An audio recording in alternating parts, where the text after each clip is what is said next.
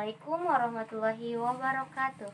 Halo sahabat, saya Nidahimatumadia dari Ilmu Hukum kelas B semester 6. Dalam video tugas akhir mata kuliah praktik penanganan perkara perdata ini, saya akan menjelaskan tentang definisi surat kuasa, macam-macam surat kuasa, dan juga tutorial cara membuat surat kuasa.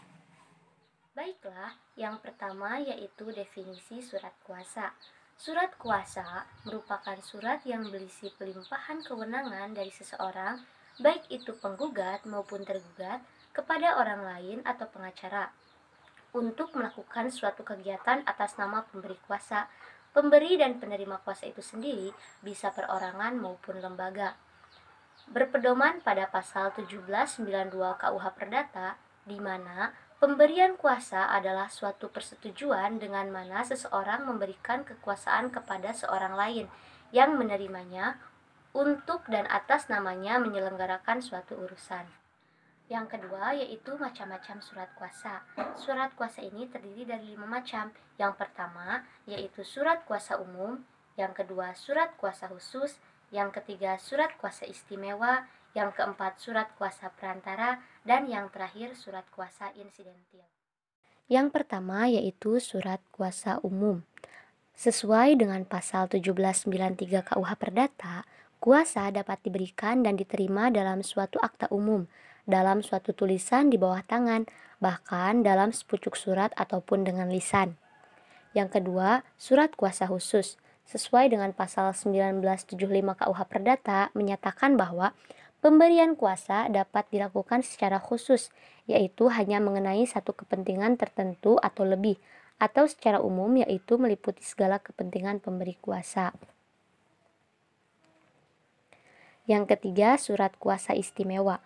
Kuasa istimewa adalah kuasa yang diberikan oleh pemberi kuasa untuk melakukan tindakan tertentu yang sangat penting yang tidak bisa dikuasakan dengan menggunakan kuasa umum ataupun kuasa khusus. Yang keempat yaitu kuasa perantara. Dasar hukumnya adalah pasal 1792 KUH Perdata dan pasal 62 KUH Dagang. Kuasa ini adalah legalitas khusus bagi para agen perdagangan atau makelar atau broker atau perwakilan dagang. Dalam hal ini, pemberi kuasa memberi perintah kepada pihak kedua yang berkapasitas sebagai agen untuk melakukan perbuatan hukum dengan pihak ketiga. Yang terakhir yaitu kuasa insidentil, yaitu pemberian kuasa kepada seseorang yang masih memiliki hubungan keluarga sedara atau semenda dengan prinsipal untuk beracara di pengadilan setelah mendapatkan izin dari ketua pengadilan tempat penerima kuasa akan beracara. Penerima kuasa harus bukan pengacara, tidak mendapatkan bayaran dari pemberi kuasa, dan tidak menerima kuasa insidentil dalam waktu 1 tahun ke belakang.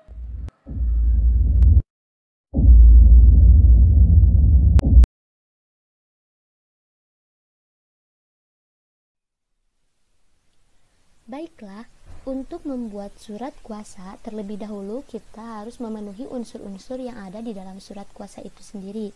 Yang pertama yaitu surat kuasa harus diberi judul. Di sini saya mengambil judul surat kuasa khusus karena surat kuasa yang telah saya buat merupakan surat kuasa khusus. Namun, jika teman-teman akan membuat surat kuasa yang lain, maka teman-teman harus mencantumkan surat kuasa apa yang akan dibuat, baik itu umum, istimewa, ataupun yang lainnya. Kemudian, unsur yang kedua yaitu memberikan identitas pemberi kuasa, di mana di dalamnya mencakup nama, nik, agama, tempat tanggal lahir, pekerjaan, dan juga alamat pemberi kuasa. Kemudian unsur yang ketiga yaitu terkait dengan kata untuk selanjutnya disebut pemberi kuasa. Unsur yang keempat yaitu terkait kata dengan hal ini memilih domisili hukum kuasanya. Kemudian unsur yang kelima yaitu mencantumkan nama penerima kuasanya. Untuk nama penerima kuasa sebenarnya bisa lebih dari satu orang, baik satu orang maupun lebih itu bisa saja. Kemudian unsur yang keenam yaitu penegasan dari kantor penerima kuasa, yaitu dengan menyebutkan nama kantor dan juga alamatnya. Kemudian, unsur yang ketujuh yaitu terkait dengan kata selanjutnya disebut sebagai penerima kuasa. Unsur yang kedelapan yaitu terkait dengan kata khusus, di mana kata ini yang menjadi tanda bahwa surat kuasa ini merupakan surat kuasa khusus. Kemudian, unsur yang kesembilan yaitu tujuan pemberian kuasa ditandai dengan kata mewakili dan atau mendampingi kepentingan hukumnya sebagai penggugat. Unsur yang ke-10 yaitu mencantumkan kasus yang akan dihadapinya, baik itu kasus suan prestasi maupun kasus perbuatan melawan hukum. Yang ke-11 yaitu mencantumkan nama pengadilan dan alamat yang lengkap. Seperti ini. Kemudian, unsur yang selanjutnya yaitu mencantumkan identitas lawan atau tergugat yang di dalamnya meliputi nama, tempat tanggal lahir, pekerjaan, agama, dan juga alamat si tergugat. Yang ke-13 yaitu hak-hak yang diberikan kepada penerima kuasa.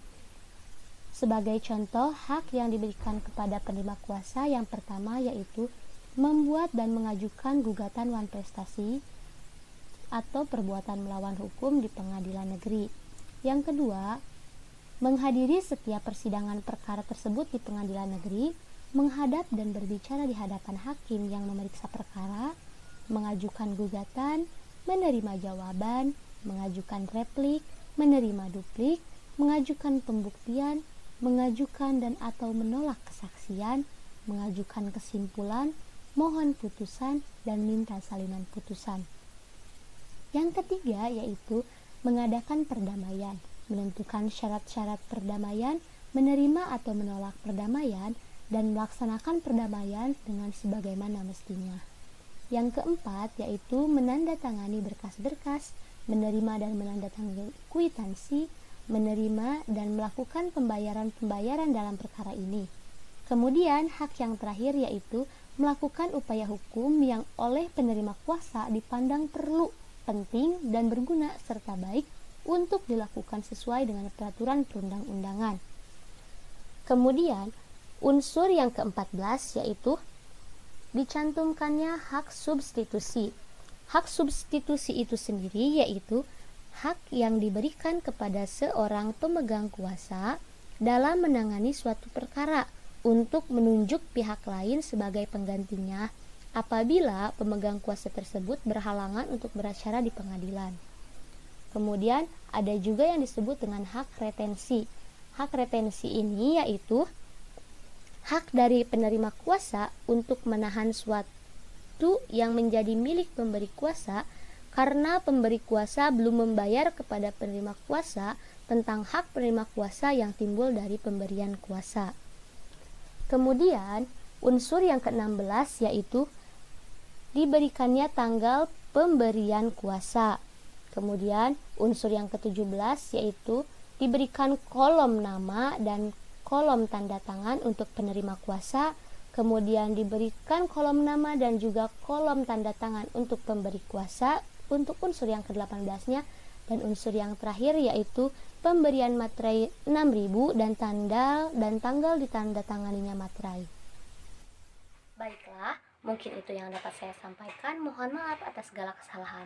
Terima kasih. Wassalamualaikum warahmatullahi wabarakatuh.